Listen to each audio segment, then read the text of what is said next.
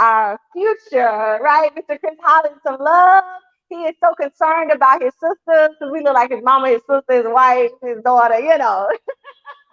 So we are so thankful that you guys decided to join us. But before we get started, I would ask that you always stand so that we can honor our country. And we're going to have the amazing saxophonist here play for us the national anthem.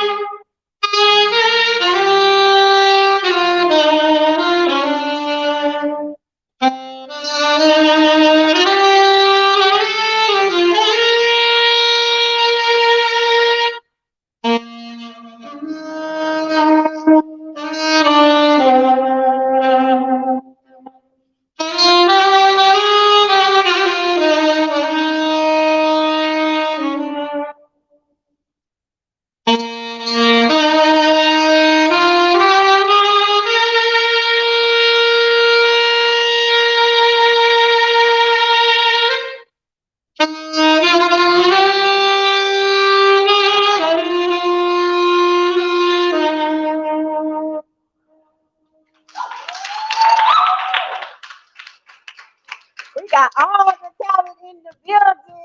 So if you are proud to be an American, well, at least I know I'm free. Go ahead and clap for yourself. I mean, that's good. It was just for me. But I mean, I'm happy to be free. I can't do too much clapping. So I'm going to ask you to clap for yourself because in the time that we're in, we are still alive. We are all healthy and well in this building, right? God has sought grace for us. So I'm going to ask you to give yourself another hand clap for seeing a beautiful day. Your family is healthy. You are whole. And so listen, if you can't say thank you, I can say thank you for you. Okay. Thank you. So again, we are absolutely so overwhelmed that you would join us tonight in this Welcome to My Sister Speak, Chris Hollins for Mayor. Can we give it up, Mr. Chris Hollins? Listen, brother, this is a hard job, okay? I already know I ain't even in your seat, but I can just imagine, okay? Listen, we are delighted to have you join us, and we thank you for taking the time out to want to be a part of our community just to see what your sisters are talking about, right? Are y'all happy about that? Listen, if you in the building, this is exclusive. That's all I want you to know, okay? Because everybody in Houston ain't got to see who it is yet, okay? They like, well, who is Chris Hollins? I hear that name, but who is it? But when they see this young man come out swinging, they gonna be like, I should have been there. I should have been there, okay? So if you got your phones out, make sure you taking photos and all that good stuff because they're gonna be like, how did you get in the room? Listen, you gotta know somebody to know somebody to be in the room with Mr. Chris Hollins, okay? So you've been called and you've answered the call. So we'd like for you to enjoy this evening. Take joy in knowing that your voice and your concerns are his concerns for his Black women. So that's why it's called My Sisters Are Calling, right? My sisters are calling for Chris Collins. And this was his chance to say, you know what? He asked Michelle, listen, I want to do something for y'all. I want you to put something together for y'all because I want to know your concerns. I don't want to just be ordinary and not know what y'all need. I'm talking about my sisters. So to know that somebody is caring about my voice and somebody is caring about me and what my community needs. I have a daughter that I'm raising. And you're going to be here with, how long is it? 4 years, right? Maybe 8, right? We are Houstonians. I want my daughter to see, hey, you can be young, you can be fabulous, you can still go out and run the world just like Chris is. And she can say, you know what? Somebody was concerned about me.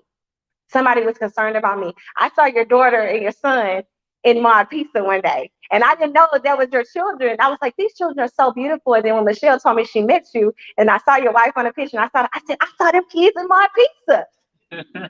They were good. They was good. They was all right. But what I'm saying is he has a daughter, he has a son, and to say, you know what, I'm going to make history. You are a part of history in this room. So Chris, we thank you for saying, I'm gonna be bold, I'm gonna show my son, I'm gonna show my daughter, I'm gonna show my family, I'm gonna show my homeboys. We can make a difference just right here in the state, in the city of Houston. I call it a state because Houston is its own thing, right? So without further ado, listen, it's my pleasure to introduce our host of the evening. Some of you know her, some of you don't. You will meet her for the first time. She was given the assignment to bring you all together. She was given this assignment to bring you all together. So give it up for yourselves, okay? Give it up for yourself. Now that you know you're welcome, okay? Welcome, welcome, welcome, okay? You got drinks, you got plenty of food, so make sure you get all of that, okay, and be happy. But this woman is an amazing, amazing woman for the community. She's an amazing woman in the city of Houston. She's born in, raised in Lufkin, Texas, but we'll go ahead and adopt her, in the city of Houston. She's been here a long while, and she's made a name for herself in this city. And when she came here, she was concerned about this city. And she was more so concerned about the city of North Shore. She was more so concerned about that because that's where her children grew up at. That's where she started one of her businesses at when she first got here from Lufkin. And I can admire a woman who says, you know what, I'm from a small town, but I'm going to go to a big town and make my name known and make my work great. And so we applaud you for that because not many people can take the step to say, I'm leaving my small town and I'm going to take my boots somewhere else. So she decided to plant them right here in Houston in North Shore, Texas. So we thank you for that. She is an award-winning academic writer and author. If you don't know, Google her, okay? She's a transformational speaker. You've spoken to many of our lives in this room. You've changed many of our lives in this room by that work. She's a force in the financial service industry. So listen, I applaud you for saying, you know what, I'm making a career change. And she wanted to continue to educate her community in financial services. So listen, she said, ain't nobody gonna be broke that's dealing with me. So I thank you for that. She is a serial entrepreneur, and she's also the founder of Queen House Production, which this is a Queen House production coming into her community and welcoming Mr. Chris Hall. Without further ado, put your hands together. You are clapping. You are clapping, big clapping for my girl, your sister, our sister, Dr. Michelle Giselle. All that fluff. You can tell when it's your best friend giving your introduction.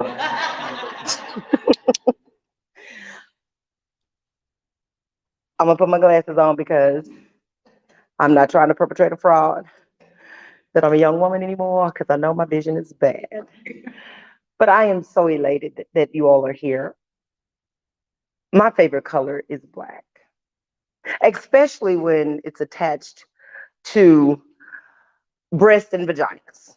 I'm sorry. All of its different hues. It makes me, you know, feel stronger. It makes me feel taller when I'm in the room with Black women. Because I understand and I know that there's strength when Black women get together. There is creativity when Black women get together. There's knowledge and there's wisdom. There's humor. And I tell you, there are a lot of stories. If you're from the South, there's a lot of funny stories too. Chris is a Southern guy. He said Houston raised him. So that means he has good values, good moral fiber. He probably had to go pick his own switch one day. If you're from the South, you know what I'm talking about, right? How dare they want to whip you and tell you to go and get your own switch? And that's when you got the smallest one on the branch, the one that had dry rot. But today is a special day for me because Change is something that makes me excited, it energizes me. As an educator, that's what we do every single day when we enter into a classroom. We go in to change lives. We go into exact change. We are change agents. And it gives me great honor to have this event for a young man that is ready to make change. Chris's motto is always forward. I like that, Chris. You're very creative. That says a lot. Always forward. What does that encompass when you say that? That means that I'm always going to be innovative in my thought process concerning you, the city of Houston. That means that I am always going to be thinking about what is best for you. I want this city to grow. I want your children to be safe. I want the economy to be strong. He's still in the threes. Some of you remember being in the threes and thirties, right? Y'all remember that, right? That means that's energy, right? Energetic. You know you thought you could save the world when you were in your 30s. You know you did. I know I did. And I put on my cape. It may have been a towel, but it doesn't matter. It was my cape. But I thought that I could make a difference. And Chris has called you together to hear your views and to share his vision. Y'all know, what does the word say about a vision? The word says, write the vision and make it plain. Chris has written the vision. He said, I am going to answer to one of the greatest calls. And I think I can.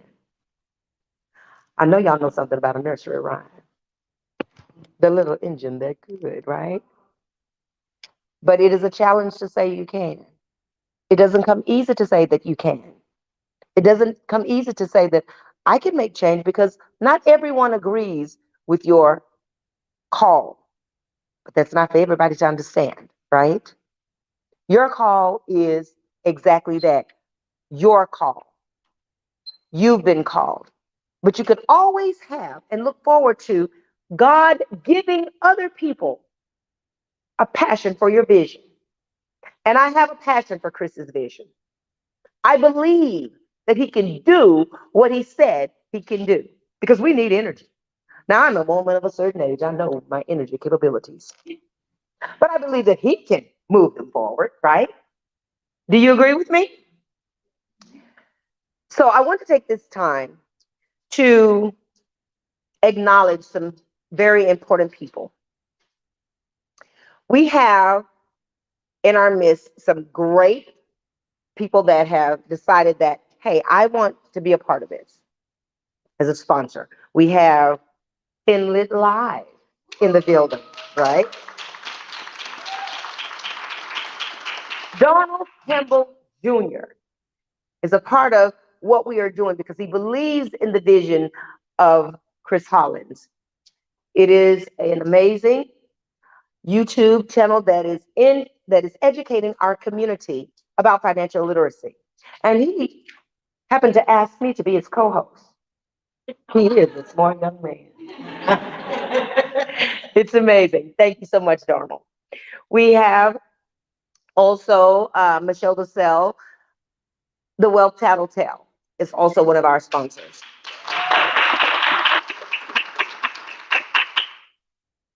Hampton Inn and Suites. This amazing place where you are today. These people are grateful and happy that we've decided to bring this event to our community. And that's special, right? Because we know most times over here on this side of town, we have to leave this side of town to go get entertained, to go to do anything. And so we're grateful to have had this be a part of our community. I'd like to acknowledge Miss Shonda Bilo. Miss Shonda Bilo, she's quiet, but she's important and she's powerful. When I answered this call, She was one of the first women that I called. This woman here is the president of AFT, which is your teachers union. This woman, you still sitting over there looking innocent and everything, but she wrecks shop. She gets things done. My girlfriend, thank you so much, Shonda, for being here. Chris also thought about you, ladies, hearing your concerns, expressing your visions, and he decided that we decided together that we wanted to give you a special treat. You better say hello and clap your hands for this amazing saxophonist, Mr. Mark Spurlock. I know you've never enjoyed the anthem so well, right? I want to share with you a story. It goes back just a few years because I'm not about to tell my age. Now, as a young girl growing up in the piney woods of East Texas, Shelley said that I was born and raised there. I was not. I am, in fact, country originated, but city cultivated. But I love my country roots. I wouldn't give anything for being raised in Lufkin, Texas. It taught me survival. It taught me appreciation. But here's the thing, it didn't take me out of the South. So I can always say that I am a Southern belle. Maybe on a good day. But I knew that I wanted to be something other than where my environment was. And I knew that growing up, sometimes nobody has to tell you that you're different and that you have a different mindset. You're just born with it, right? You know that you want to do something that's going to make a difference. And when you have that insight, it's selfless because you're always thinking about other people. Chris is a lawyer. You can't be a lawyer and just think about yourselves. You are impacting the lives of other people. So in that small country town, in that sanctified Pentecostal church, the minute you learn to speak, you get an Easter speech, all right? And when you speak real well, you have to do the announcements on Sunday. And I remember having a passion for speaking. The first time I was late for church and I heard myself on the radio giving the announcements, I knew it was something that I had to do. It was something that was innately instilled in me that I wanted to do something that's going to empower and impact lives. And as a small child coming up in a poor city, not knowing if your life is going to be on the next day or not, you don't know. But you were always taught, whatever goes on in this house, what? You're not going to tell the teacher at the house, at the school that your lights out. But you learn how to deal with struggle. And I can appreciate this call that Chris has. Chris, we are here to tell you that you are not in the trenches by yourself. We support your vision. We support what it is that you have been called to do. When my sister speaks, wonderful things happen. Powerful things happen when my sister speaks. When my sister speaks, she exacts change.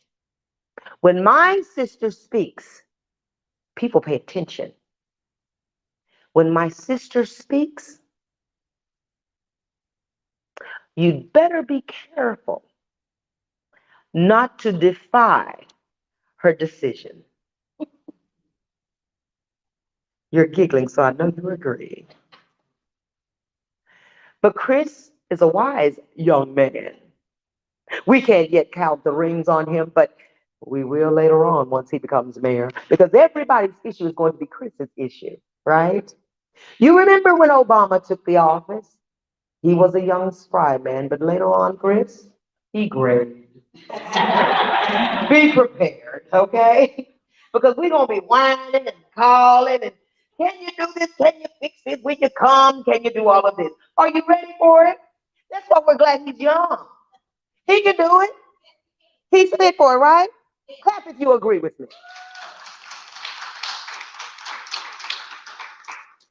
We also like to thank a few other people. We like to thank Hearsay on the Greens for this beautiful catering. Did y'all? Isn't that beautiful? You love that? Yeah. Also, we'd like to thank Mr. Joe LeBron, and all of the wireless, all of the the technical things and everything. We'd like to thank Miss Deborah Murphy. If you're thirsty, she got you. But this is Aesthetics in Motion. And let me tell you something about doing something like this. You'd be amazed at the people that will come and say, hey, look, I believe in that. I want to be a part of that. I want to contribute and to give. And I thank you for that. Chris wants to know, he wants to share his vision, but he also wants to know what you're thinking. Right, Chris? Absolutely. He said absolutely. And so we're going to be taking your questions, and I'm going to tell you this. I supported this young man in 2020 when he implemented drive-through voting. I was out there trying to make certain that things went off seamlessly. It was so powerful that my 91-year-old mom was able to drive through and vote. That was powerful to me. That I can call and say, hey, look, you can take mom to go vote. Come to Humble. Come, she can vote. She didn't have to get out. She didn't have to stand in a line or whatever. This young man did that. Many of you experienced that. And you knew that it was good, right? I am in awe of the effort that it took. And still, with all of the chaos going on, with all the, he still made time to come to each one of those voting polls. He pinned me. I thought that's quite special. But he has a track record of getting things done. He has a track record of using his youthful energy to implement change.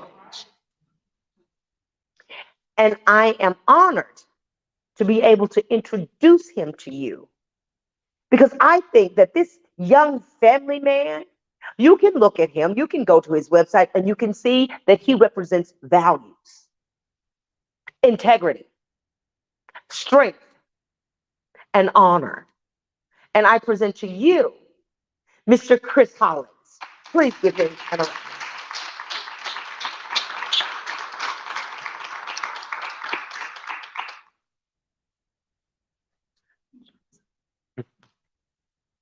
Hey y'all, good evening. Now, raise your hand if you believe in something called fate or called destiny or God's intention. Yes, absolutely. I think we've all been down life's path and we've been on ups and downs, but I believe that nothing happens that's not part of God's will. And that includes each of us being here this evening. Absolutely. And, you know, y'all can probably trace your path to this room back a couple weeks, right? Or maybe you trace it back a couple years to where you first met Michelle or something like that. And I was just thinking as I was sitting here, like how we got here. And for me, and it probably goes back way farther than this, but for me, it goes back at least 4 years. Because about 4 years ago, there was a guy named Rashad Cave who was running for city council in my district. I live in District D. I live in 3rd Ward. And Rashad was not successful in that race, but he ran it strong. And I met him because as an officer in the Texas Democratic Party and as someone who cares about my community, I hosted a number of forums in District D to let all those candidates come and talk.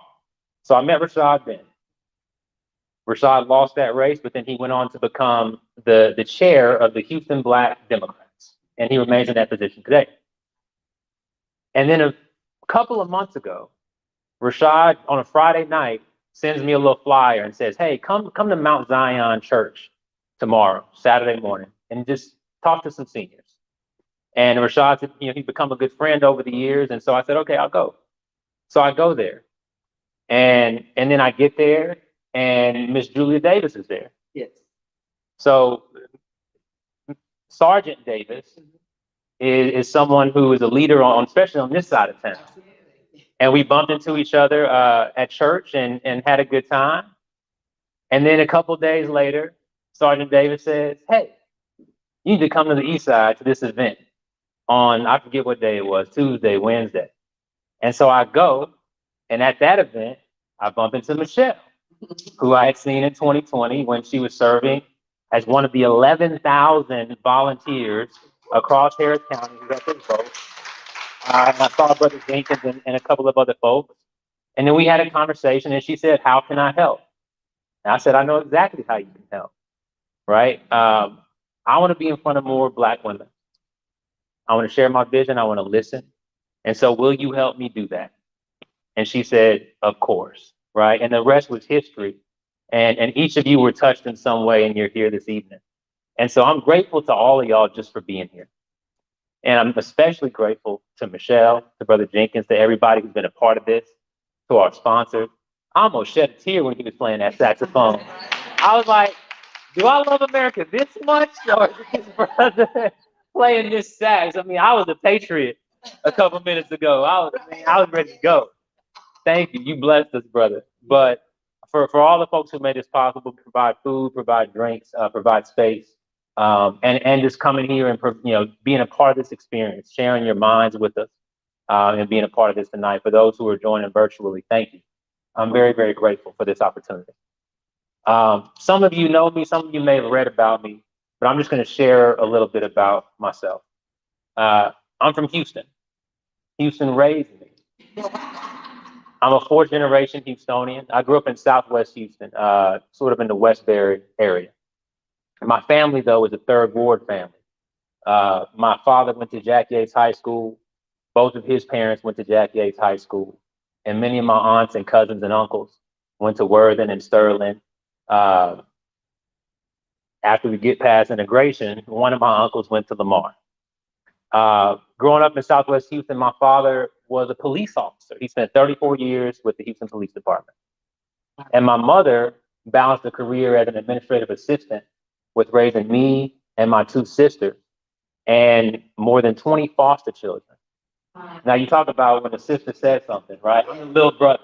Yes. So I've been getting punked by Black women my whole life, but also raised and loved and nurtured, and provided with friendship and wisdom. And both of my sisters are still in Houston. Both of my sisters are educators, and I'm so grateful to call them friends and role models as well. But those foster children, we were a church family, and I talked about God's will. I talked about intention.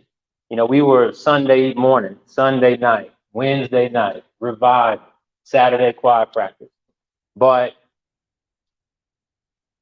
at Braidwood Assembly of God, where I attended as a youngster, it was always, how do you let God use you? What is your ministry going to be? And for my parents, and ultimately through them, our entire family, our ministry was opening up the doors of our house and, opening up our hearts to these young children that society had failed, right? And that were having challenges with their own families, whether that was poverty, whether that was addiction, whether that was health challenges. For some reason or another, those kids ended up in the system and ended up at our house. And police officers don't make a whole lot of money. And so my sisters and I didn't grow up with a silver spoon in our mouths. But I knew from a very young age how lucky I was to have two parents, to have a home, to have food, to have clothes, to have love. And so, I've always carried that with me. And then with that sense of luck, I always thought, how do we spread that to other folks, right? And that's what my parents did. So that's the example that I learned from. So in high school, we moved from Southwest Houston to Missouri City. I graduated from Hightower High School. I went on from there to Morehouse College in Atlanta, Georgia. From there to Yale Law School for my law degree. And from there to Harvard Business School for my master's in business. And I was fortunate along the way to serve our president, President Obama. When he was elected, I joined the White House in 2009 and served in the Office of Presidential Personnel. And that was, I was 22 at the time. And that was an inspiring time for a young man, to say the least. And today I practice law, but I spent the majority of my career as a consultant, as a management consultant.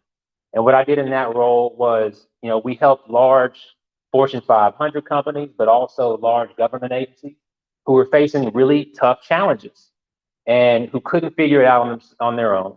They brought us in and said, help us figure this out. And once don't just give us the ideas, help us figure out how to do it, how to get it done, how to really solve it. And that's what I did professionally for many years. And I thought I would do that work forever. I loved it. But then this first little whippersnapper came along, Vivian. And once my daughter Vivian was born, then the prospect of me jumping on an airplane every Monday morning at 6 a.m., being gone the entire week, that didn't work for us. My wife, who, we just missed that picture. My wife's a corporate attorney. She works extremely hard. We're both very, very busy. And so I needed to come home to be able to not only see my family and spend time with my family, but to lighten her load as well. And so I dusted off my law degree. And since 2017, I've been building a small law firm, and we've done pretty well for ourselves. But in addition to doing that, right, in addition to being home and being able to see the family, spend more time, I also had more flexibility and ownership over my schedule, Michelle, right? And so I started to do more of what I'm passionate about, and that's getting back involved in the community, getting more deeply involved in the political sphere. Because again, having come from Morehouse and through the White House, I understand that so much positive impact can come from true leadership in government. And so in 2018, I ran for and became one of the vice chairs of the Texas Democratic Party. And I won, and I served in that position today. And so for the last 4 years, I've been working to do what I can to get folks whose values align with mine and who I believe in to get elected to offices up and down the ballot, whether that's school board, whether that's judge, whether that's county commissioner, or whether that's governor or congressman or congresswoman. And 2018 was a very important year for the state of Texas and for Houston, because in 2018, a guy named Beto O'Rourke was running for Senate. He got real close. He didn't quite get there, but we flipped Harris County. And when you flip Harris County, the judges that we go before, right, when we're charged with the crime, the judges that we go before when we're seeking justice in some other way, the county commissioners that decide what's going to happen when we find ourselves in a pandemic, those change to people who I believe in. And frankly, once we got to this pandemic, I don't know what would have happened had Republicans been in control of Harris County. Amen. I really don't. And so, look, we're fortunate to be here right now, right? We're all fortunate to be alive, and to have had leaders in office who cared about that and made that a priority was, I can't say enough about that. And so some more things happened in 2020. Driven by the pandemic, my successor, the county clerk at the time, who had been in office for less than 2 years because she had flipped a Republican seat to Democrat. She was 70 years old, and she had a pre-existing health condition. And so for her own safety, for the well-being of her and her family, she decided that she needed to step down from that office. And that was the right decision for her. But for Harris County, for the 4.7 million people who live here, the 2.5 million registered voters, in the most important election year of our lifetime, we were left with no one to actually run the election. And so that person ultimately became me. And my first day in office was June 1st of 2020. And the first election that I was set to administer during a pandemic, the first pandemic election in Harris County history, began on June 29th, 4 weeks from my first day in office. And we had to figure out, how do we make this safe?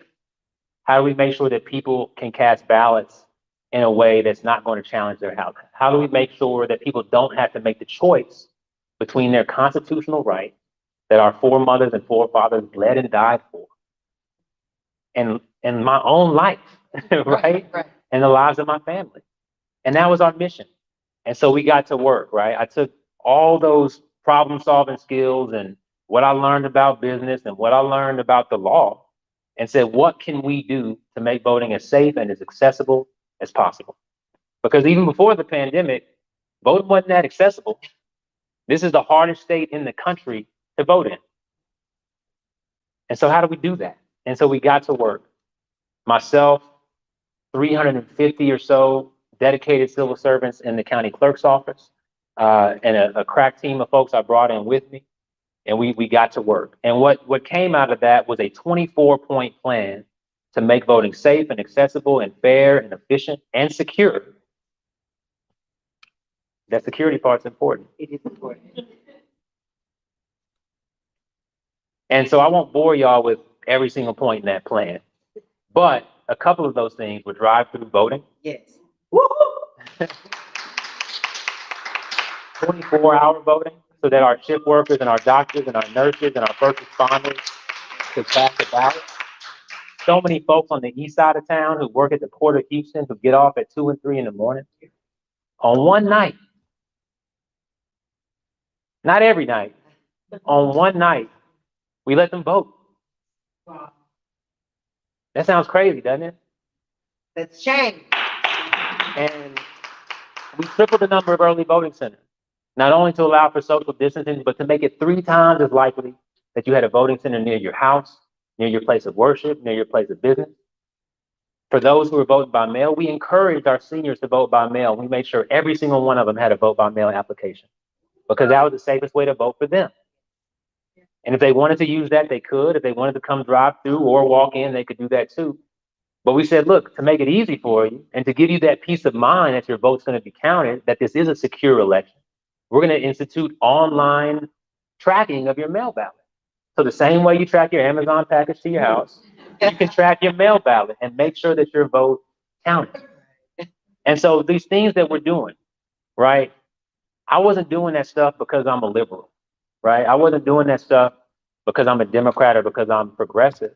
I was doing that stuff because my job was to let people vote, right? To let Americans exercise a constitutional right. And so we visualized and understood what the problem was, and we went and we solved that problem. Not just with good ideas, but with execution. Because look, we've all been in drive-throughs, right? Some of them don't work so well. Sometimes you're sitting at Walgreens and you're like, it's been 45 minutes and there's like one person in front of me. Like, what is going on? Or your fries are cold. Exactly. And so we had to make that work. It wasn't just like, oh, let's try this. It was like, no, let's figure out, and Michelle was there doing this, right? Let's figure out how we make 10 locations across this huge county where this has never been done before, where on one day it's going to be 90 degrees, on the next day it's going to be 45 degrees and raining sideways. How do we get the people? How do we get the machines? How do we get the equipment? And how do we make it work? And we didn't have like official, Chick-fil-A workers coming and working these lines. Like these were people who had never done this before in their lives, and we had to train them to do this, right? This was not easy, is the point that I'm making. And the challenges that we're facing as a city, many of them aren't easy. If they were easy, we'd have done it already. But they're not impossible either. It takes creativity, it takes vision, it takes the ability to lead people, right? To transfer that vision to them, train them up, equip them, empower them, give them the autonomy that they need, but also the accountability that's required, and make this a city of service, right? And so that same lesson can be applied to picking up trash. That same lesson can be applied to keeping our community safe. That same lesson can be applied to partnering with our school districts to make sure that our kids get access to quality education, no matter what neighborhood they live in. It can be applied to parks. It can be applied to clean water. It can be applied to making sure that our energy jobs stay in Houston, regardless of if that's new energy or old energy or whatever kind of energy. We need those jobs, right? The reason why Houston is what it is, why it's so much better today than when I was a kid, one is because of leadership from both the private sector and from the mayor's office. But it's also because we're the energy capital of the world. If we weren't, this would be a different city. And so if my kids are going to be Houstonians, if they're going to raise their kids in Houston, we got to be the energy capital of the world 20 years from now. And leadership at the city level, partnering with industry, partnering with business owners, partnering with entrepreneurs to make that a reality. That's not an easy job, but it's not impossible. And so that's what we have to do. We have to make this the safest city in the country. We have to make this the strongest local region in the country from an economic standpoint. And we have to make this a city that's prepared for the future. And so that's why I'm running for mayor.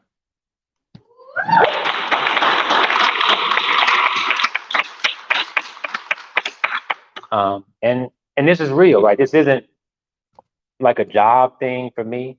We were doing all right in my little law firm, raising our kids, you know, bringing them up in third ward, trying to figure out what after school programs they go into. We got a lot of stuff going on at the Hollins household. But I'm doing this because I want my kids to raise their kids in Houston. And that's not going to be a reality if we don't make this a safer city. It's not going to be a reality if we don't make sure that there's energy jobs and medical jobs and tech jobs available in the city. We're not going to do this if we don't make this a world-class city with good public transit, right? With good job training, with a job for everyone who's willing to work hard. So I'm looking forward to solving those problems. But I need your help in doing that.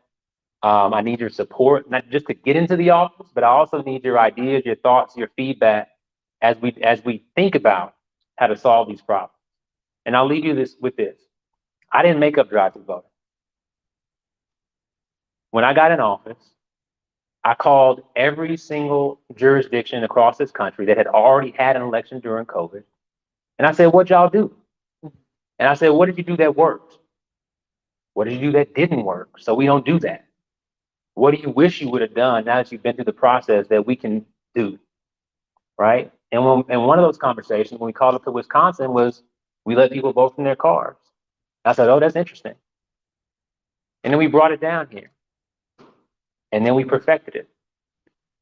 But I say that because the best ideas for Houston are not here. They're with every one of y'all. And so I want to be here to listen. I want to ask questions. I want y'all to join my policy team. I want y'all to hold me accountable. And so I'm here to start that conversation tonight. And so thank y'all again for being here. And again, I want to make this a conversation. Now, Sadi's going to tell me we got to go at some point. And so she'll have to keep us honest. But I want to spend as long as I can, again, talking to you and starting this conversation. I gave most of you my business card. If I haven't given you my business card, I'll give it to you. My personal cell phone number is on there. And my personal email address is on there. And so whatever we don't handle this evening, we'll handle it next time. Just give me a shout, okay? Thank y'all.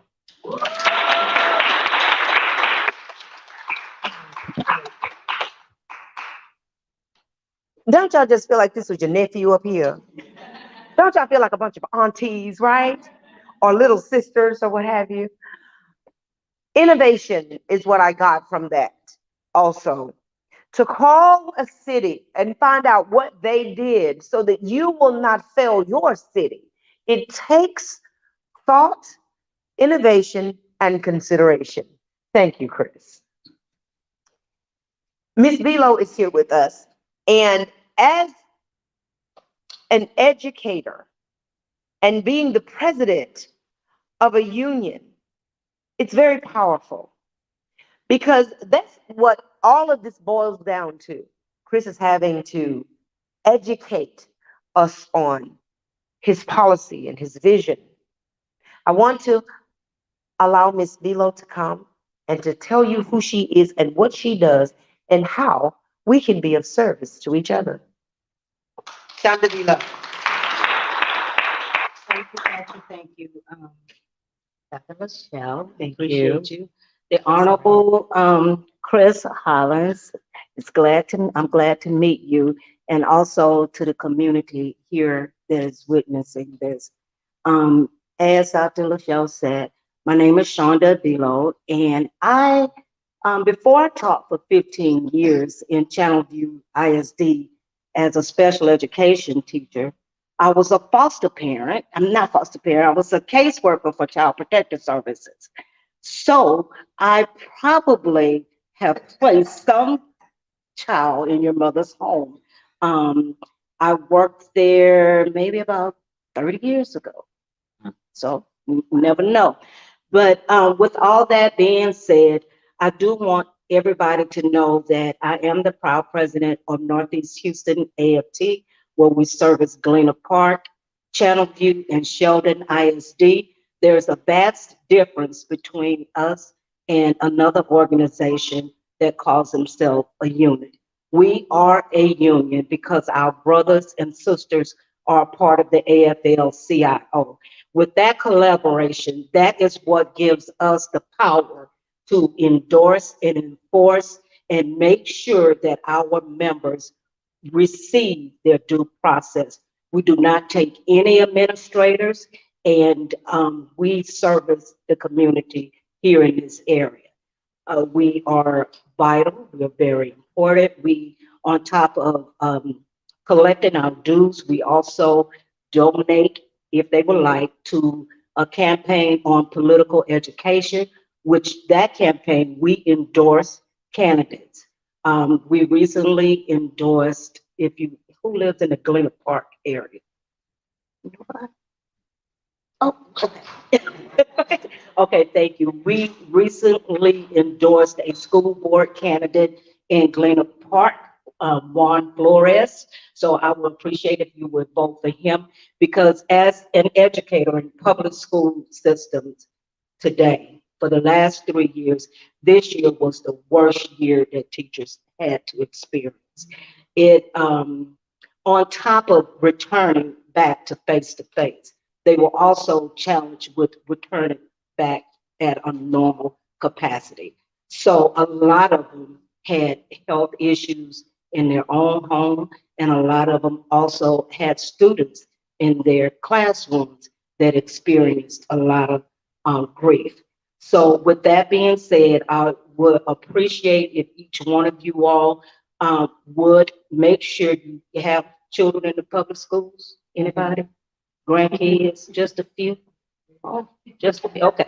If you have children in the public schools, just ask your child's teacher, your grandchild's teacher, what it is that they are facing. And they will let you know that this has been the toughest year. So, with that, my first question to you. Hold on, she's overstepped her boundaries. She didn't even let me open up the floor. Because you know where I'm going, right? Point of order. Okay. I'm gonna keep them all honest, okay? Thank you, Ms. Velo. Please give her a round of applause. We need strong forces like this in our community that's advocating. I mean, I was, a professor for many years, and to have someone advocate for your causes and your needs and things like that, it's very, very important. Now, I know that Chris is on a tough schedule, but I want to get questions from you. She tried to make herself first. I ought to make her wait. But this is the thing. When my sister speaks, is why he's here. He wants to hear your concerns and your questions. And so we're going to open up the floor to get questions because Chris has also had you in mind. He knows that it took a lot for you to come here, and he knows how important it is to hear from his sisters. So together, he and I, we brought Mr. Mark Spurlock for your listening pleasure. So we want you to be able to enjoy that, okay? So we're going to take our first question from the floor. We're going to go ahead and let Ms. Velo, since she tried to go ahead and take over my mic.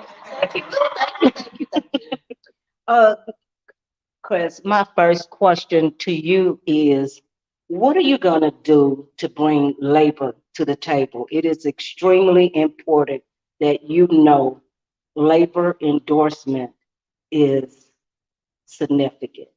So I would like to hear from you.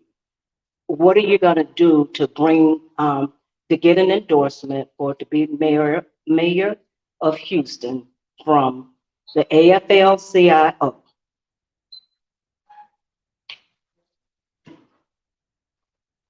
No, thank you for the question, and you're right. I knew that question was coming. You knew it was coming, right? So labor is very important. And I won't go back in the entire history of the labor union, the labor movement, but we just think about things like the 40-hour work week. We just think about basic humane conditions in the workplace. And we think about so many measures that have brought fairness and equity to the workplace. Labor has led that, men and women. And the first thing, because there's a very important labor union in our firefighters that's having some issues right now. That's our brother. Absolutely. Is, I would 100% support the right to collectively bargain, period. And that might be obvious to some of y'all, but some of y'all might be like, well, what is that? But ultimately, it's allowing folks like the AFT through their elected leadership to negotiate on behalf of all of the teachers or all of the firefighters or all of the police. And for that negotiation to be, I don't want to use the word sacred, but to be honored.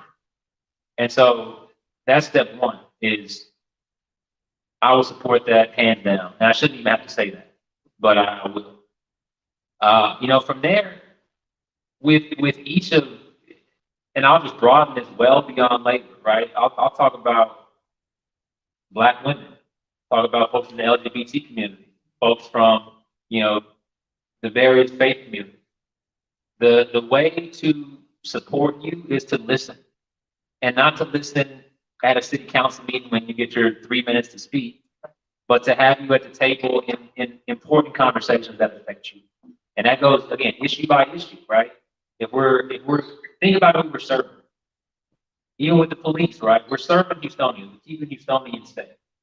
I need to be in your neighborhood asking you what you think about public safety, right? Not just talking to whoever the expert is who happens to know about this. How about the person who lives that every single day? And so having labor there at the table with us is important. And when I was county clerk, here's the thing. As I'm running, I'm not going to say, hey, trust me. If you put me in office, I'll figure it out. I'm going to do something. We demonstrated what this kind of leadership looks like when I served as county clerk. So when we had all these issues, right, I had a letter from labor when I walked in the door. Here are the 10 things you're doing, or the 10 things that have been done wrong that needs to get fixed. And I said, look, that's a great letter. I think there's a lot of good ideas in there. Ideas are only as good as what happens from here. So we're going to have these 24 initiatives. Which ones do you care about? Come to those meetings, not to the public hearings. Come to the meetings where we're solving. Come to the meetings where we're making those decisions and sit there with us. And guess what? If you don't come to those meetings, I'm going to care a little bit less about, because it don't sound like it's that important to you. Right. Right? But if you care, if you want to be a part of the solution, come sit at the table with us and do it. And we want you to be in that process. And so that certainly applies to labor, but it applies, it applies to business groups, it applies to faith groups, it applies to community groups.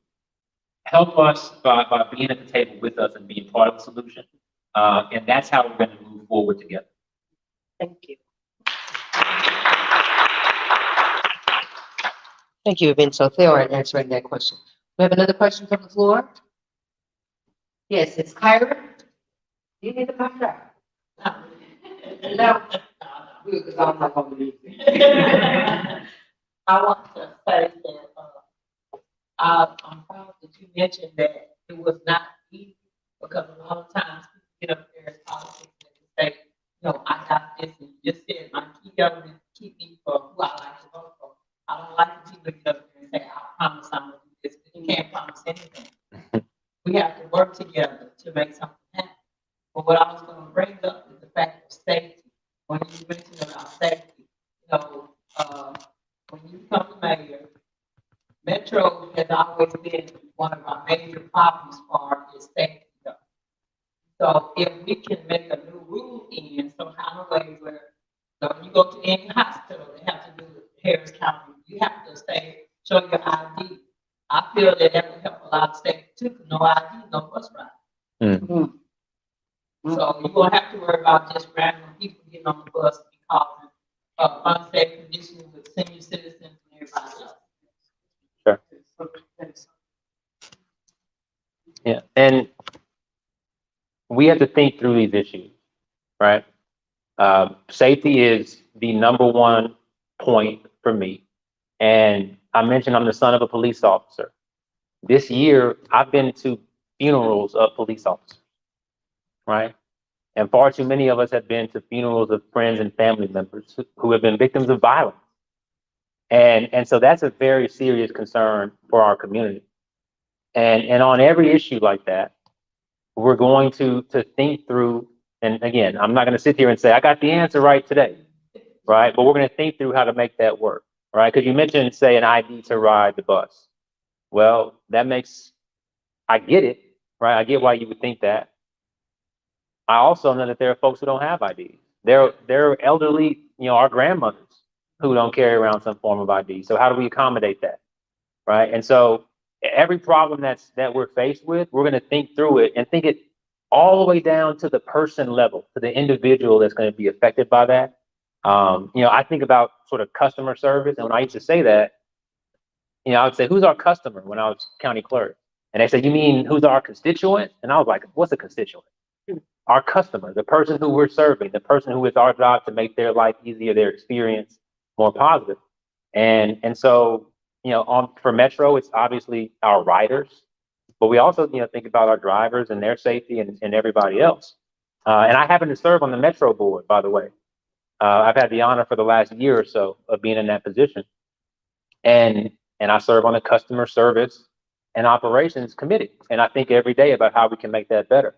One thing that we've done this year, I know I'm veering away from safety, but I made sure that we have Wi-Fi on every single bus and every single train in the entire city, right? And I did that in my first couple of months being on the board, just pushing things through. But that issue of how do we keep it safe? How do we make sure, one of the reasons that we don't have free bus rides, because we don't make that much money off the bus. That money's funded through its tax dollars and that kind of thing. I believe that. I believe that. I was just bringing that forward. Sure. I don't know if you remember this. A while back when the bus driver got to the end of her term, she wanted to get great. And so that too, but some I just feel like I think again, if we say we so nervous or whatever, we trying to express who this person is on the sketches. Having that ID would really help because most of us do good on the jail. Yeah, no, but I hear you. And so I was mentioning our fares. There's some people who would say, look, this is for everybody. We should make the bus free.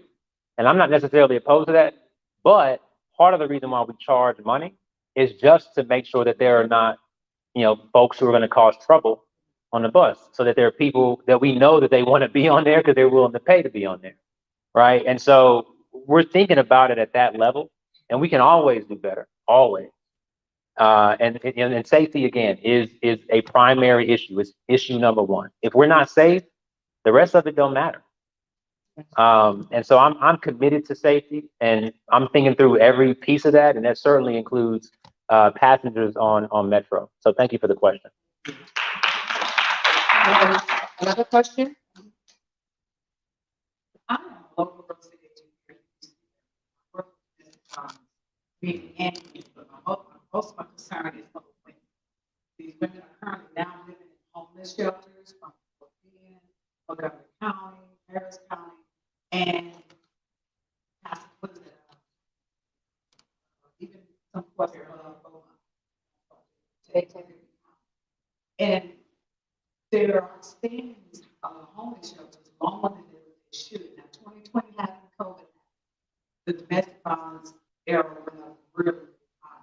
What can you implement with the housing department to try to work with these women out? Now it's taken a year. I have some women that have been in homeless shelters since 2020, and it's all been over a year now. So what can you implement working with the housing department to help implement getting these women and families out of the homeless shelters into the house? No, it's a good question. And again, housing and homelessness that's a basic issue of safety, right? If you don't have a roof over your head, if you don't have security when you close your eyes, you're not safe. And so that's a core issue, and particularly when you're escaping a troubled situation, obviously you don't want to move from that into a place where you're even less secure, right? And have to make that choice between, do I go back because at least I got, a room and a bed and a roof. And so there's a tough issue, but it's also, again, you step back and you view it from sort of a mathematical level. If we want everybody in the house, we have to have more houses, right? We have to have more places. That means we have to build more. That means we have to figure out where we're going to build. That means we need to permit faster, right? There are so many different complicated issues, but I'm not saying that just because something's complicated doesn't mean you escape accountability and you raise your hands, right? But it means greenlighting more projects, and I don't mean projects in that term, but greenlighting more opportunities for housing to be built, making that affordable, and putting people in those houses, and then making sure in general that those who want a home have access to it. And that's through, there are all sorts of programs and tax credits that can be used at the state level, at the federal level, and working with people and just making the process more efficient, right? There are things that we're going to do that are policy changes from the current administration, right? But so much of making this city work isn't even about the policy, and it's certainly not about like Republican or Democratic policy or anything like that. It's just about making it work, right? There are builders out there who want to build more houses, I promise you, right? And there are people out there who want to live in these houses, and it's about figuring out that process and a lot of it is permitting, construction, et cetera, et cetera. These things take time, but they can be sped up. It can be made more efficient. And so that's not a problem that we're going to solve overnight, but we can get started on day one. The main part, the vouchers that you see from the housing department, they're not matching the room on the market right now. Right. One bedroom is going for, regular would go for like $900. That's city usually get a voucher for.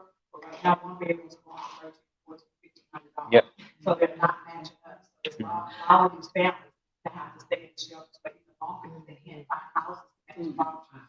Yeah, and that's supply and demand, right? We need more units available, and then that will bring the price down.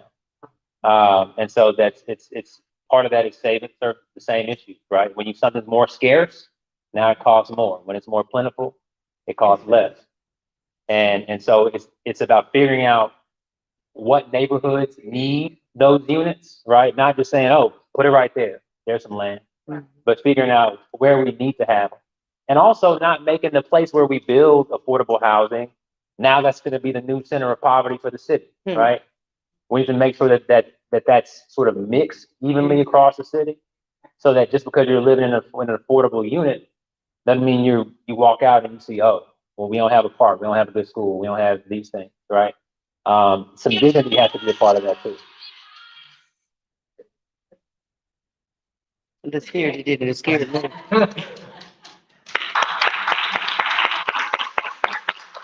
I believe that I'm going to be told that I need to leave. And that's why I'm standing right here, so that you won't get in trouble. Okay. I'm trying to help you. What I want to do before I leave is make sure that we take a picture. Yes, that's what we're getting ready to Okay. do. Allow me to say thank you so much for your questions. And Chris said before, he's just not trying to get in office. He's looking for us to help once he gets there. So these questions are paramount and are certainly a part of his concern. So these questions are viable. Some of the things I didn't know was happening. So thank you for asking these questions. Now, we're going to get this picture. And so Chris won't get in trouble because, we his aunties, we got to make sure the boy get in trouble, right? So, because she's standing there and that's the warden. So we would love for all of you women to please come here to the backdrop so that we can get a picture. And then we are going to indulge in Mr. Mark's Spurlock. And get your phones up.